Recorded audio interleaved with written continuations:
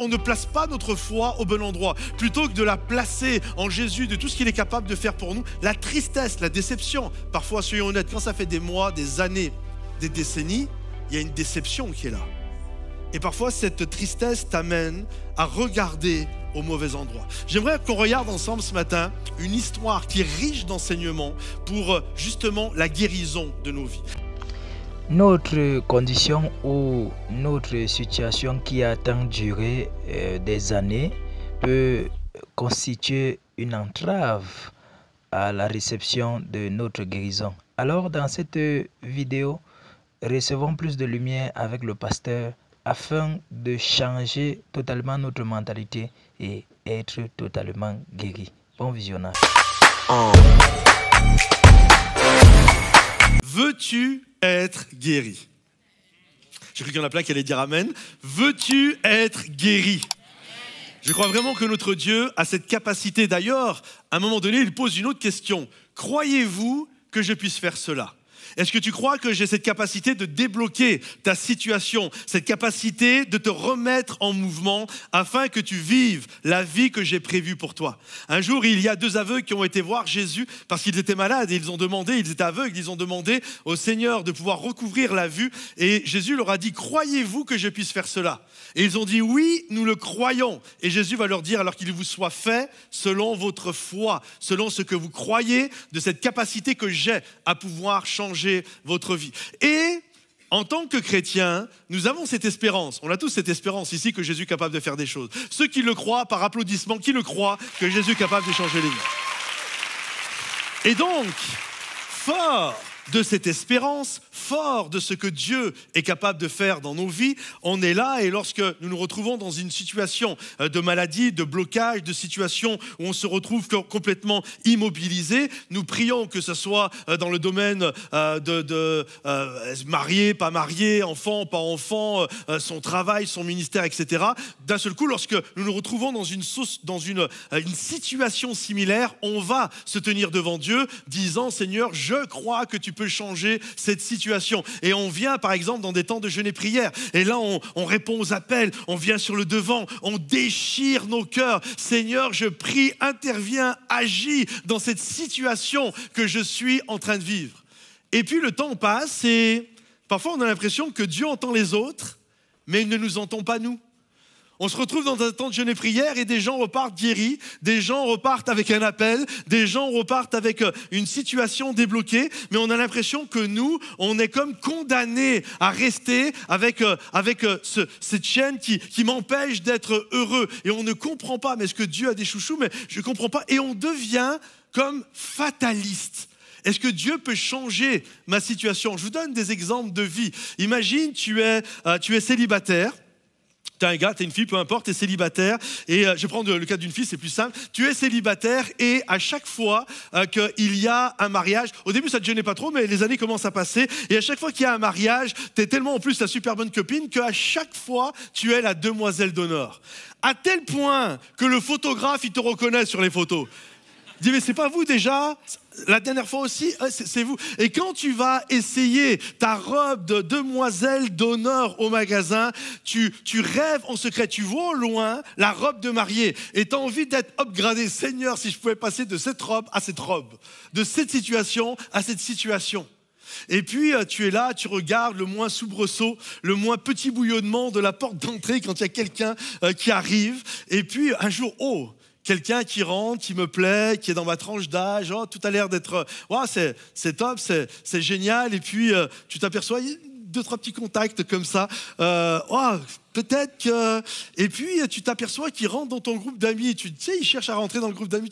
Ça sent bon quand même, ça sent bon, ça sent bien, ça sent bon.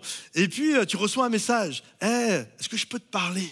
Et là, de suite, Steven Spielberg dans la tête, j'ai sorti les caméras, les violons, je le vois en train de faire sa demande, etc.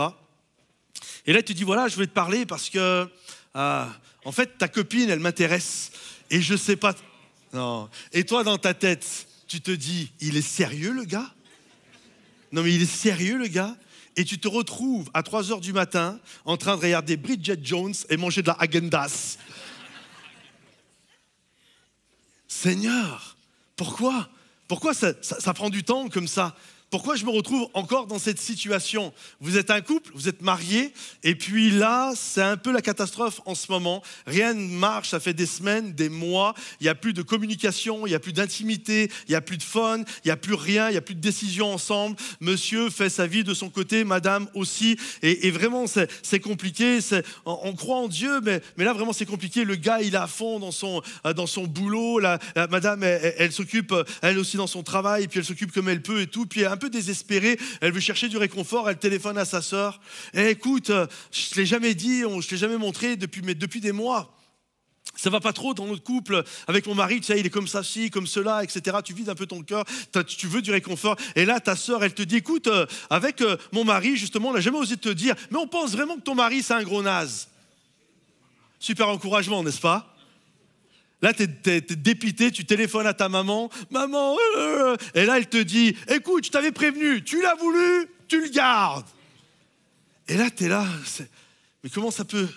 Puis tu regardes, tu commences à observer, tu cherches les moindres petites ondes d'espoir qui puissent s'émaner de ton mari ou de ton épouse. Tu regardes tout, tu scrutes tout. Vraiment, tu cherches les petits bouillonnements d'espérance qu'il peut y avoir. Est-ce qu'il a vu que j'étais chez la coiffeuse? Est-ce qu'il a sorti les poubelles? Les poubelles, c'est important, messieurs. Est-ce qu'il a sorti les poubelles? Est-ce qu'il s'intéresse aux choses de la maison? Etc., etc. Et tu es là et... Mais c'est compliqué. Et là, tu te retrouves, tu vas un petit week-end avec ton mari, tu te dis, tiens, on va se faire un petit week-end romantique. Et là, ça se passe bien. Waouh, c'est génial, super week-end, fun, 10 sur 10 de partout. Mais tu reviens le lundi et c'est reparti dans les mêmes travers. Et tu commences, mais c'est quoi la solution? Il faut se séparer et ça devient compliqué. Et ma question que j'aimerais vous poser à travers ce message, croyez-vous que Dieu soit capable de guérir votre situation? Croyez-vous que Dieu soit capable de vous remettre dans le mouvement de la vie? C'est pour ça que j'ai intitulé mon message « Veux-tu être guéri ?» Sortir de cette situation où tu es à l'arrêt depuis des années, depuis peut-être des mois, des années, voire peut-être des décennies pour d'autres, et où Dieu a cette capacité littéralement de guérir ta situation pour que tu puisses reprendre le mouvement de la vie, le mouvement que Dieu a pour toi. J'aimerais vous dire premièrement, ne laisse pas la tristesse te mener à un mauvais endroit. On sait que parfois la tristesse peut nous amener à réfléchir et à faire les bonnes choses. D'ailleurs, au jour du malheur, réfléchis, la Bible dit. Donc je sais que parfois la tristesse peut nous amener à réaliser certaines choses et nous fait faire des bons choix. Mais parfois, soyons honnêtes, aussi la tristesse nous amène à nous isoler, à nous replier sur nous-mêmes, à regarder finalement que ce qui ne va pas chez nous et de ne pas comprendre et de se morfondre littéralement dans cette situation. En fait, on ne place pas notre foi au bon endroit. Plutôt que de la placer en Jésus, de tout ce qu'il est capable de faire pour nous, la tristesse, la déception. Parfois, soyons honnêtes, quand ça fait des mois, des années, des décennies, il y a une déception qui est là. Et parfois, cette tristesse t'amène à regarder au mauvais endroit. J'aimerais qu'on regarde ensemble ce matin une histoire qui est riche d'enseignements pour justement la guérison de nos vies. Regardez ce qu'il est dit. À Jérusalem, près de la porte des brebis, il y a une piscine qui s'appelle en hébreu Bethesda. Et il y a 5 portiques. Les portiques, pour ceux qui ne savent pas, c'est des galeries. Okay, il y a des galeries qui sont là, il y a une piscine et sur les côtés de on a eu l'occasion d'y aller, sur les côtés de la piscine, en fait, ce sont comme des voûtes, hein, des galeries, des portiques. Sous ces portiques, un grand nombre de malades étaient couchés. Des aveugles, des boiteux, des paralysés. Ils attendaient le mouvement de l'eau, car un ange descendait de temps en temps dans la piscine et agitait l'eau. Et le premier qui descendait dans l'eau après qu'elle était agitée était guéri. Quelle que soit sa maladie, waouh, ça c'est bien. En fait, notre histoire se passe à Jérusalem, dans une piscine qui s'appelle Bethesda. Qu'on s'entende bien, ça n'a rien à voir avec l'idée que tu te fais aujourd'hui d'une piscine. Okay? Généralement, aujourd'hui, quand on parle piscine, vous êtes d'accord avec moi, piscine égale fun. Okay? Piscine égale temps super sympa, temps où je prends le soleil, temps où on rit, ça sent même la bonne santé. La piscine, on est là, on fait des jeux dans l'eau, on joue au volley, on se bouscule, on rigole. D'ailleurs, quand on peut, la plupart des gens veulent une piscine chez eux. Je veux ma piscine à la maison. Là, celle-là, tu la veux pas. Ce n'est pas du tout le type de piscine que l'on imagine aujourd'hui. C'est une piscine, bien au contraire, où il y a tous les désespérés qui y vont. C'est un peu comme si tu allais dans un hôpital et qu'il y avait une aile réservée, peut-être ça existe, je ne sais pas, mais c'est comme s'il y avait une aile réservée uniquement pour ceux de toute façon qu'on ne pourra jamais guérir. C'est incurable. La science te dit non, ce n'est pas possible. Et là, en fait, cette piscine, c'est vraiment cette aile de cet hôpital. Il n'y a que des gens, que des cas désespérés. Il y a des malades, il y a des estropiés, il y a des sourds, il y a des aveugles. Bref, il n'y a aucun espoir qui se trouve là. Et ils se retrouvent ici, dans cette piscine, où ils s'entassent. Certains sont là depuis un jour, d'autres sont là depuis un mois, d'autres sont là depuis des années. Et chacun prend son lit, sa natte, une sorte de petit brancard qu'on met comme ça par terre et tu te retrouves les uns à côté des autres. Et en plus, on a peut-être tous des problèmes différents, mais on est tous des gens avec des grosses problématiques dans nos vies, des problématiques de santé. Pourquoi ? Parce que paraît-il, un ange vient, de temps en temps, vient secouer l'eau et la Bible dit que l'eau se met à bouillonner.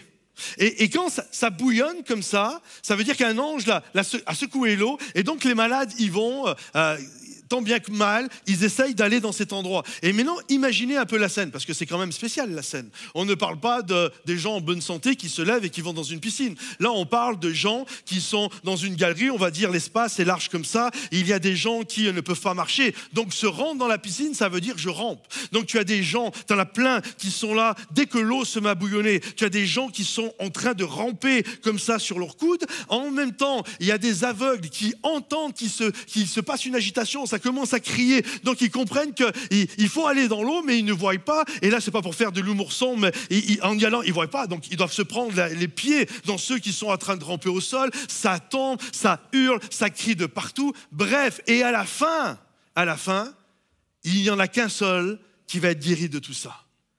C'est quand même un drame, quoi. Quand tu regardes ça, tu te dis c'est quand même particulier.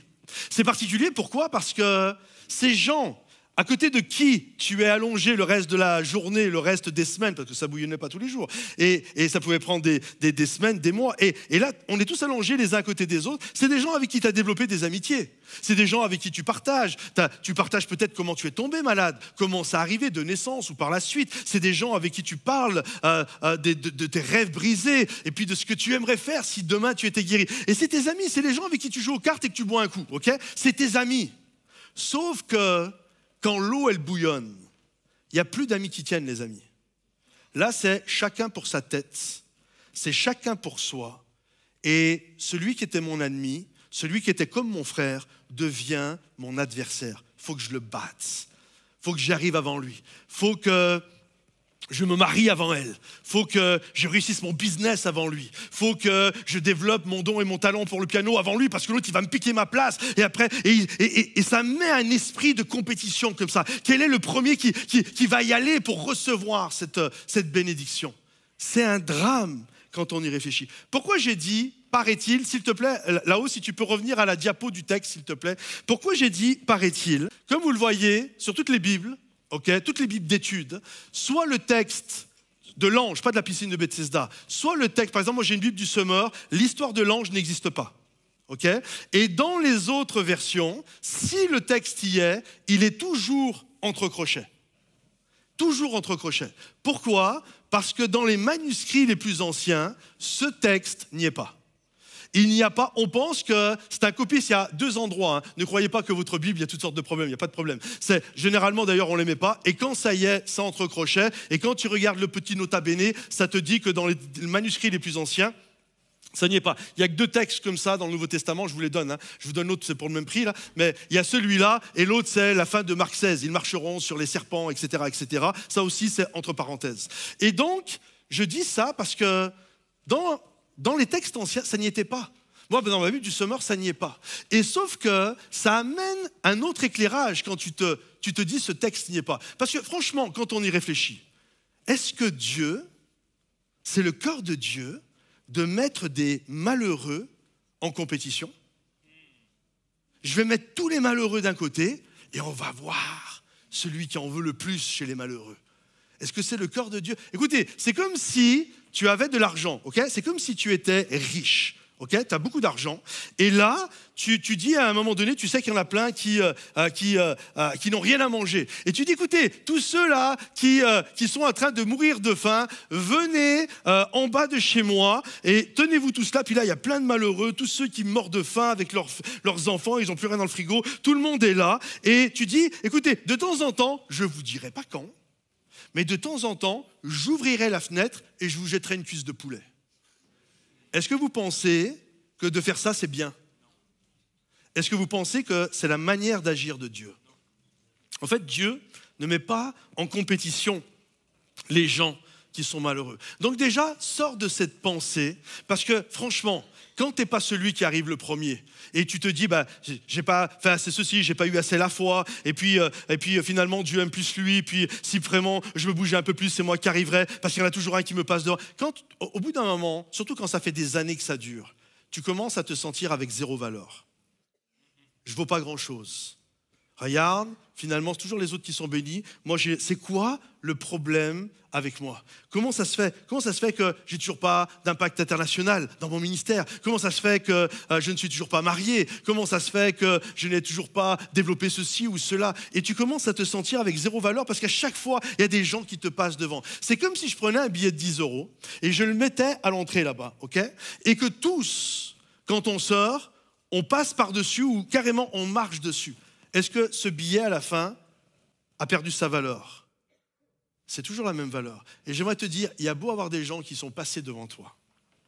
Il y a beau avoir des gens qui sont passés au-dessus de toi. Il y a beau avoir des gens qui ont pris pour toi comme ta place, etc., etc. J'aimerais te dire, aux yeux de Dieu, mon ami, tu as toujours la même valeur. Et le Seigneur vient dans ta piscine de Bethesda parce qu'il veut changer ta vie. Il veut te remettre dans le mouvement de la vie parce que le Seigneur fait de toi, et je le crois de tout mon cœur, une priorité. Alors son amour, on doit comprendre ceci, son amour n'est pas arrêté par le lieu où tu te trouves. Alors maintenant qu'on a parlé de cette piscine de Bethesda, braquons notre caméra sur une personne en particulier, qui est une personne importante dans notre histoire. Là se trouvait un homme infirme depuis 38 ans. Là se trouvait un homme infirme depuis 38 ans. J'imagine que cet homme, il n'est pas dit qu'il avait 38 ans, hein. Il est infirme depuis 38 ans. Peut-être que cet homme, il y a des grandes probabilités qu'il n'est pas né comme ça. Il a dû naître, parce que sinon on aurait dit qu'il avait 38 ans. Là en fait, ou depuis sa naissance. Là en fait, de toute évidence, cet homme, à un moment donné dans sa vie, tout allait bien et il a connu un drame. Peut-être c'était dans son enfance, en jouant, il est tombé d'un cheval, il a été renversé par une roue d'un chariot, il est tombé d'un arbre, peu importe, il y a un caillou, enfin bref, il a fait une mauvaise chute, il faisait une réparation sur le toit, bref, on ne sait pas. Mais il a connu un drame, et alors que tout allait bien, d'un seul coup, le drame l'a arrêté. Et maintenant, il vit sa vie par procuration. Maintenant, alors qu'il était tout le temps en train de se mouvoir avec les autres, maintenant, lui, il est à l'arrêt et il vit sa vie à travers les autres. Et certainement, dans son cœur, il y a une tristesse. Il y a une tristesse qui est là. Il voit des gens se marier, mais lui ne se marie pas. Il voit des gens développer leur entreprise, mais lui ne développe rien. Il voit des gens grandir dans leur ministère, mais lui, il n'y a rien qui grandit. Et il est là, il est totalement à l'arrêt. Et il a cette idée, parce que c'était une croyance populaire, l'histoire qu'à la piscine de Bethesda, il y avait des guérisons. Que la piscine, très superstitieux, que la piscine te guérissait. Que c'était le lieu, là où il fallait faire le pèlerinage, comme aujourd'hui il y a des endroits où on fait des pèlerinages dans un lieu. C'est très superstitieux. Et là, il était persuadé, j'ai tout essayé, j'ai été voir des médecins, j'ai fait tout ce que je pouvais, mais ça n'a pas marché. Je vais aller là, parce que je crois que là, il va se passer quelque chose. Et on le retrouve maintenant dans ce lieu, et il est à l'arrêt. Ce drame a arrêté sa vie. Combien il y a de gens autour de nous, et peut-être certainement plusieurs qui m'écoutent, ce matin ou à travers Internet, qui ont vécu ça dans leur vie. Tout allait bien, puis j'ai vécu un drame.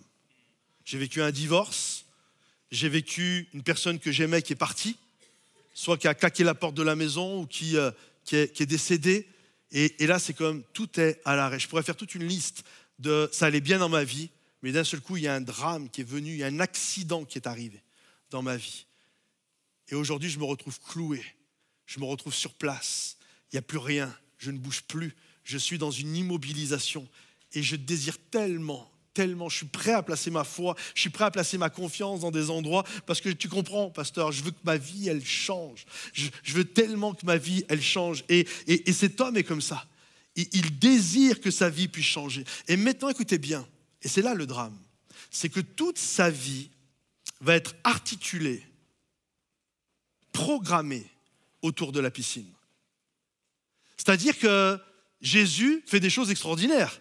Qu'on s'entende bien, pendant qu'il est là, lui, à côté, il y a Jésus qui va de ville en ville et de village en village et il guérit les malades, il délivre les captifs, il remet les gens en mouvement, il guérit les cœurs brisés, etc. Jésus fait des choses incroyables. Mais vous savez quoi? Lui ne voit plus rien. Lui ne le sait même pas. D'ailleurs, il ne sait pas qui est Jésus. Quand par la suite, on va lui dire qui est celui qui a prié pour toi, etc., qui t'a guéri, il va dire je ne sais pas. En fait, il ne savait rien. Pourquoi il ne savait rien? Parce qu'il ne voyait que la piscine. Il pensait piscine, il mangeait piscine, il rêvait piscine, il dormait piscine. Toute sa vie était articulée autour de la piscine. Parce que la piscine, il n'y a que ça qui puisse littéralement me guérir. Je crois que c'est la piscine qui va me guérir. Et sa vie est articulée autour de la piscine. Et des gens, c'est exactement pareil aujourd'hui. Je pense mari, je pense épouse, je dors mari, je rêve mari, et toute ma vie est articulée dans l'attente de ça. C'est ma piscine. Je regarde le bouillonnement. Je rêve de ma promotion. Je rêve de mon ministère qui va avoir un succès extraordinaire. Dieu t'a appelé à un ministère, il t'a pas appelé au succès. Mais toi, tu rêves, c'est le succès parce que tu sais que l'église à côté, etc. Et je veux être le futur virtuose, etc. Peu importe, mais tu vois ta piscine à toi. Tu es là et tu rêves piscine, tu manges piscine. Jésus fait des choses extraordinaires à côté. Si tu levais la tête, tu pourrais t'apercevoir qu'il y a plein de choses dans lesquelles tu peux être heureux, mais toute ta vie est articulée autour de la piscine. Tu penses piscine et toute sa vie à lui est là. Heureusement, à un moment donné, le Seigneur va arriver. Mais combien d'entre nous, soyons honnêtes, on s'est retrouvés bloqués dans la piscine de Bethesda? Il se passe des choses incroyables autour, mais je peux même pas les réaliser parce que je bloque sur ma piscine.